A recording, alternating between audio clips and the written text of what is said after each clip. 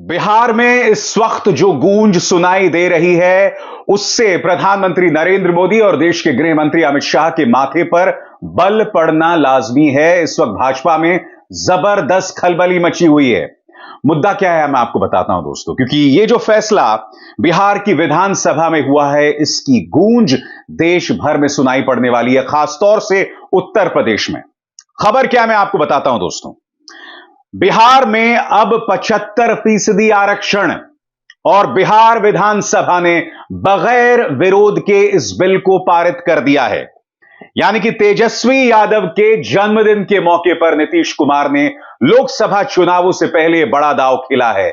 मैं आपको बतला दूं दोस्तों, जातीय सर्वेक्षण के बाद यह आरक्षण दिया गया है, 75% आरक्षण।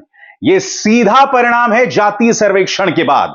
और मैं आपको बतला दूं दोस्तों, जातीय सर्वेक्षण को लेकर भारतीय जनता पार्टी लगातार विरोध करती रही है। याद कीजिए, अमित शाह ने यह तक कहा था कि जातीय सर्वेक्षण एक छलावा है। सुनिए उन्होंने क्या कहा था दोस्तों। बिहार के ईबीसी और ओबीसी, पिछड़ा और अति पिछड़ा दोनों समाज को कहने आया हूं, ये सर्वे जो है ये छलावा है। दोस्तों, शॉकिंग बात यह है कि अमित शाह ने जो ये बात कही, जो अभी भी मैंने आपको सुनाई, ये सदन में बिल पेश करने से पहले उन्होंने कह दिया था, मुजफ्फरपुर में, इत्तेफाकन बिहार में। अब जब बिल पेश हो गया है, इसमें तमाम बारीकियां हैं, किसको कितनी हिस्सेदारी दी गई है, किसको कितनी भागीदारी दी गई है। अब अमित शाह ने यह जो बयान दिया था, वो उनके गले की फांस बनने वाला है। मैं आपको बतलाने वाला हूं, कुछ देर बाद आपको इंतजार करना पड़ेगा दोस्तों, कि किसको, यानी कि किस जाति को उसके प्रतिशत के हिसाब से कितनी भागीदारी मिल रही है। मैं आपको बतलाना चाहता हूं, आपके स्क्रीन्स में बिहार में अब 75% आरक्षण, बिहार विधानसभा में आरक्षण संशोधन विधेयक 2023 पेश किया गया है। इसमें सरकारी सेवाओं में अनुसूचित जातियों, अनुसूचित जनजातियों और अन्य पिछड़े वर्गों के लिए 15% अतिरिक्त आरक्षण दिए जाने की व्यवस्था है। सदनों से पारित होने के बाद यह विधेयक स्वीकृति के लिए राज्यपाल के पास भेजा जाएगा।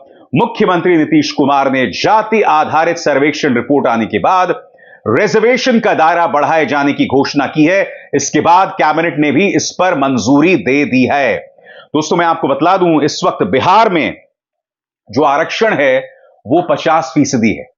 और जैसा कि आप जानते हैं कि इकोनॉमिकली वीक, यानी कि आर्थिक तौर पर कमजोर लोगों को 10% आरक्षण मिल रहा है। अब अगर 65% आरक्षण और 10% जो इकोनॉमिकली वीकर सेक्शन को आरक्षण मिल रहा है, इसे मिला लिया जाए तो स्वाभाविक सी बात है दोस्तों, ये 75% हो जाता है। अब मैं आपको बतलाने वाला हूं दोस्तों कि किसे अपनी आबादी के हिसाब से कितना मिला। एक एक शब्द पर गौर कीजिएगा आपकी स्क्रीन पर। मुख्यमंत्री ने सदन में प्रस्ताव रखा था कि सर्वेक्षण के मुताबिक शेड्यूल कास्ट, जो आबादी का 19.7% है, उसे 20% आरक्षण मिलना चाहिए, जो मौजूदा 16% से ज्यादा है। शेड्यूल ट्राइब, जिनकी जनसंख्या में हिस्सेदारी 1.7% है, उन्हें आरक्षण 1% से दोगुना करके 2% मिलने वाला है। ओबीसी, जो आबादी का 27% है, उन्हें 12% आरक्षण मिलेगा। जबकि अत्यंत पिछड़ा वर्ग यानी ईबीसी, जो आबादी का 36% है, उन्हें 18% आरक्षण मिलने वाला है। नीतीश ने प्रस्ताव रखा है कि दोनों समुदायों को एक साथ 43% आरक्षण मिलना चाहिए। इन बढ़ोतरी में आर्थिक रूप से कमजोर वर्ग के लिए 10% आरक्षण शामिल नहीं है। ईडब्ल्यूएस कोटा के साथ बिहार में अब आरक्षण 75% बढ़ गया है। दोस्तों, ये जो एक ऐसा मुद्दा है, इसमें न सिर्फ बिहार बल्कि राष्ट्रीय स्तर पर राहुल गांधी भी लगे हुए हैं। और ये जो तालमेल है वो लगातार दिखाई दे रहा है।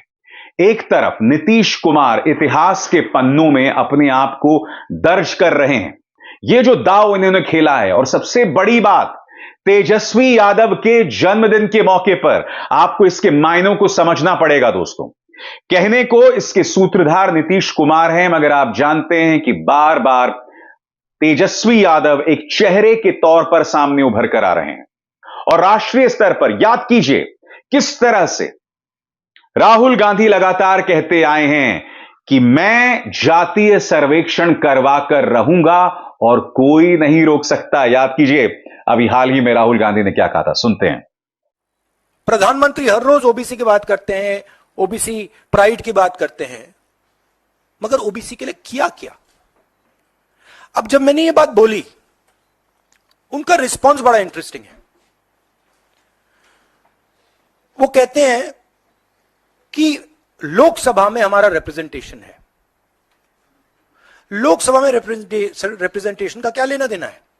मैं कह रहा हूं कि बजट डिसीजन जो लेते हैं, जो बजट को ऑफिसर्स हैं, जो बजट को कंट्रोल करते हैं,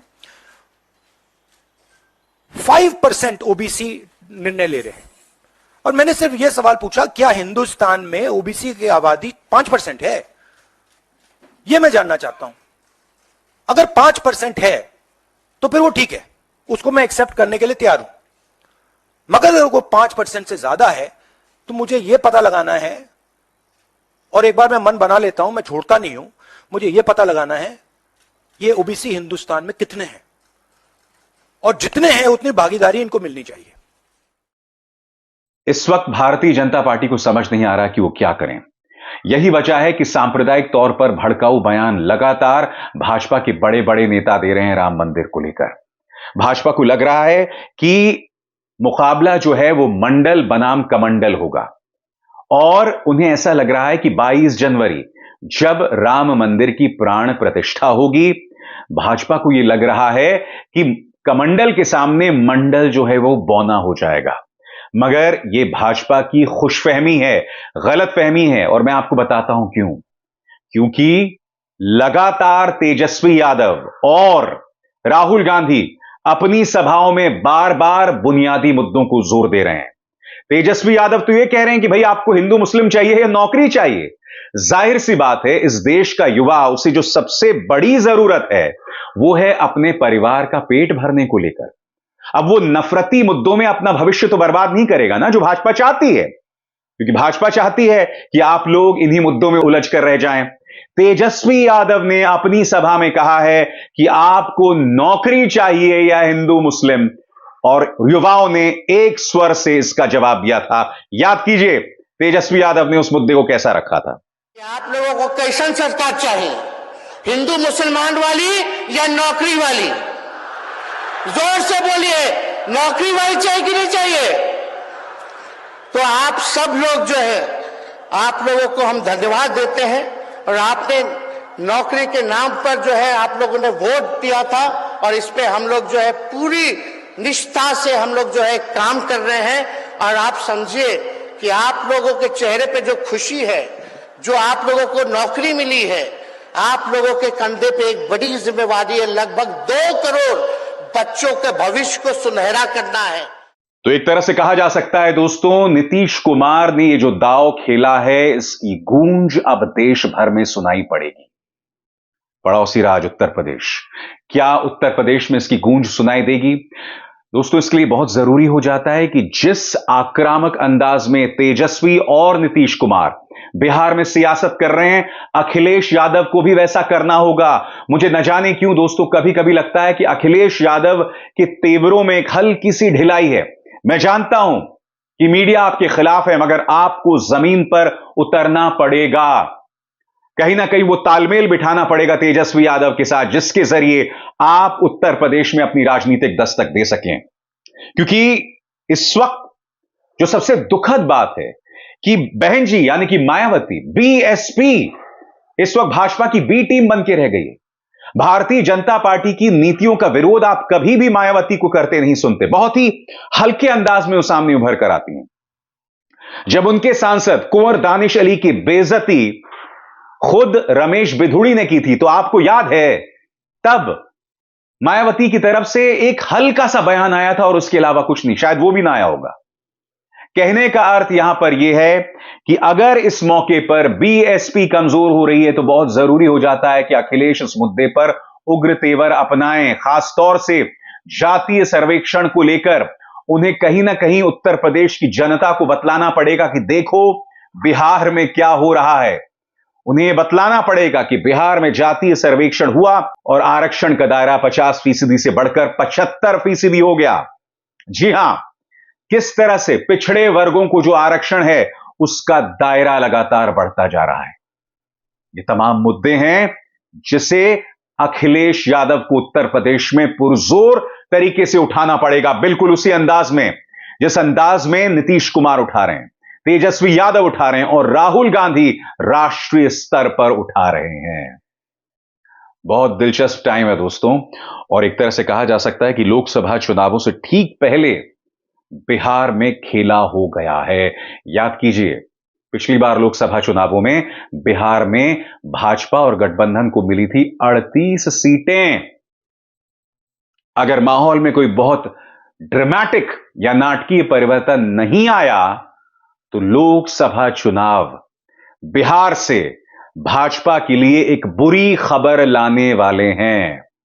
ज्यादा वक्त नहीं रह गया है, साल से कम का वक्त है, और अब यह तय हो गया है कि इंडिया गठबंधन नौकरियां और जातीय सर्वेक्षण, इन दोनों मुद्दों के सामंजस्य से भाजपा पर हमला बोलने वाली है, जो एजेंसीज के सहारे, पालतू मीडिया के सहारे, साम दाम दंडभेद और पैसे के सहारे विपक्ष पर हमला बोलती है। अभिसार शर्मा को दीजिए इजाजत। नमस्कार। स्वतंत्र और आजाद पत्रकारिता का समर्थन कीजिए, सच में मेरा साथी बनिए। बहुत आसान है दोस्तों, इस ज्वाइन बटन को दबाइए और आपके सामने आएंगे ये 3 विकल्प, इनमें से एक चुनिए और सच के इस सफर में मेरा साथी बनिए।